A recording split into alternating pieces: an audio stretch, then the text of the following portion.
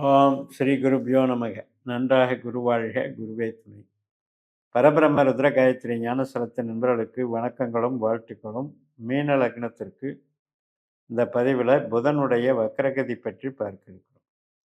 June 30 முதல் ஜூலை 23 வரை 24 நாட்கள் ஒரு அவஸ்தைக்கு ஆட்படுகிறார். நமக்கு 7ஆம் அதிபதி 4ஆம் அதிபதி. புதனுடைய நட்சத்திரம் நம்ம ராசியிலேயே இருக்கு, ரேவதி நட்சத்திரம். நம்ம ராசிக்கு 5ஆம் வீடான கடக ராசியிலையும் இருக்கு, 9ஆம் வீடான விருச்சிக ராசியிலையும் இருக்கு. இந்த புதன் நமக்கு அருளை தருபவர், அறிவை தருபவர், ஆளுமையை தருபவர், உறவுகளை தருபவர், இப்படியெல்லாம் நமக்கு நல்லது பண்ணுறவர். குழந்தையாகட்டும், கணவன் மனைவியாகட்டும், நம்முடைய உணர்வுகளை சந்தோஷப்படுத்துறது, மகிழ்ச்சிப்படுத்துறது இப்படிதான். ஆனால் அப்படிப்பட்ட புதன் ஒரு அவஸ்தையில் இருக்கார். அதாவது ரிவர்ஸில் வர்றதும்போது அந்த கெட்ட ஆற்றலை வெளிப்படுத்துகிறார். இப்போ இதில் இந்த 24 நாட்களும் நம்ம எதில் கவனமாக இருக்கணும்னா, புத்தி கூர்மை, கிரியேட்டிவிட்டி மைண்டில் ஒரு ஒர்க் பண்ணிகிட்ருக்கோம். அசால்ட்டாக இருந்தோம்னா தவறு நேர்ந்துடும். அதனால் கொஞ்சம் கான்ஷியஸ் மைண்டோட, புத்தி கூர்மையோட நம்ம அதை செயல்படணும். குழந்தைகள் வழியில் அவங்கள தெரியாமல் அவங்களுக்கே ஏற்படக்கூடிய சில தவறுகள் அப்படிங்கிறது நமக்கு கொஞ்சம் சஞ்சலத்தை கொடுக்கும். நாமளே ஒரு கிரியேட்டிவிட்டியோடு செய்யக்கூடிய தொழில்களில் தடைகள் ஏற்படும். அதே மாதிரி தான் குலதெய்வம், முன்னோர்கள், மேல் படிப்பு சம்மந்தப்பட்டது, தந்தை வர்க்கம் சம்மந்தப்பட்டது, இதில் எல்லாம் கொஞ்சம் பிரச்சனை உண்டு. நம்முடைய சுயபலம் அப்படின்னு எடுத்துக்கிட்டிங்கன்னா, நாம் ஒரு செல்ஃப் கான்ஃபிடென்ஸோடு இயங்கிறதுலையே கொஞ்சம் போராட்டம் இருக்கும்.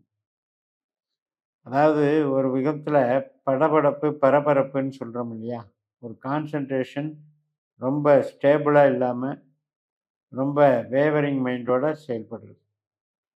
அதையெல்லாம் கொஞ்சம் இந்த வக்கரகதியை உணர்ந்து நாம் கொஞ்சம் செல்ஃப் டிஃபென்ஸ் பண்ணிக்கணும். அதாவது இதுக்கெல்லாம் மெடிடேஷன் ரொம்ப நல்லா பலன் தரும். வழிபாடுகள் பார்த்திங்கன்னா, நாராயணனை வழிபடணும், பள்ளிகொண்ட பெருமாளை வழிபடணும். ஆயில்ய நட்சத்திரம், கேட்டை நட்சத்திரம், ரேவதி நட்சத்திரம், இந்த 3 நட்சத்திர நாட்களில் வழிபடலாம். இப்போ 4 பிரிவாக பலன் எடுத்துக்கிட்டோம் அப்படின்னா, ஜூன் 30லேருந்து ஜூலை 7ஆம் தேதி வரைக்கும் கொஞ்சம் கஷ்டமாக இருக்குது. ரொம்பவுமே நம்மளுடைய மூளை சரிவர இயங்கவில்லை, நாம் எடுக்கக்கூடிய முடிவுகள் தவறாக போகிறதுங்கிற ஒரு மாதிரி கணக்கு. 7ஆம் தேதியிலேருந்து 13ஆம் தேதி வரைக்கும் பரவாயில்ல, ரொம்ப பாதிக்கலை, மெயின்டைன் பண்ணிட்டு ஃபேஸ் பண்ணி கரெக்ட் பண்ண முடியுது அப்படிங்கிற மாதிரி. 13ஆம் தேதியிலேருந்து 18ஆம் தேதி வரைக்கும் மறுபடியும் சிக்கல். மறுபடியும் நம்பிக்கை சார்ந்து செய்யக்கூடிய விஷயங்கள், ஆவணங்களில் தவறு வர்றது. ஒரு மெசேஜ் அனுப்பினேன் அல்லது ஒரு ஐடி ரெடி பண்ணேன், ஒரு டாக்குமெண்ட் ரெடி பண்ணேன், அதில் தவறாகி போச்சு. தாமதங்கள் ஆகிறது, ரெஜிஸ்ட்ரேஷன் ஆகிறது, ஆர்டர் வாங்குறதுல தாமதங்கள் ஆகுது. இது மாதிரி விஷயங்கள் சிறு சிறு பிரயாணங்கள்னால வரக்கூடிய அவஸ்தைகள். 18ஆம் தேதியிலேருந்து 27ஆம் தேதி வரைக்கும் பார்த்திங்கன்னா கொஞ்சம் பரவாயில்ல, தனலாப ஆதாயங்கள். நம்முடைய எஃபர்ட்னால நமக்கு ஒரு நல்ல பலன் கிடைக்குதுங்கிற ஒரு திருப்தி கிடைச்சிடும். இருந்த போதிலும் இந்த டோட்டலாக இந்த 24 நாட்களில் நம்ம கொஞ்சம் கவனமாக செயல்பட்டு கொள்ள வேண்டும். ஒரு கிரகம் கெட்ட ஆற்றலை வழங்கினால் நாம் எடுக்கக்கூடிய முடிவுகள், முயற்சிகளில் அது தாமதத்தையும் தோல்விகளையும் சந்திக்க வைக்கிறது. அதனால் புது முயற்சிகளையும் அவாய்ட் பண்ணிக்கிட்டு இருக்கிற வேலைகளை கவனமாகவும் செய்ய வேண்டியது அவசியம். உறவுகள்லேயும் அதே மாதிரி தான், அதிருப்தி மனப்பான்மை, சரியாக பாசத்தை வெளிப்படுத்தவில்லை அப்படின்னு குறைகள் வரலாம், அல்லது ஒரு சில தவறுகள் நம்ம மேலே சுமத்தி அதுக்காக ஒரு ஆர்கியூ பண்ணுறது, அது மாதிரி வரலாம். ஸோ இது மாதிரியெல்லாம் கொஞ்சம் பார்த்துக்கணும்.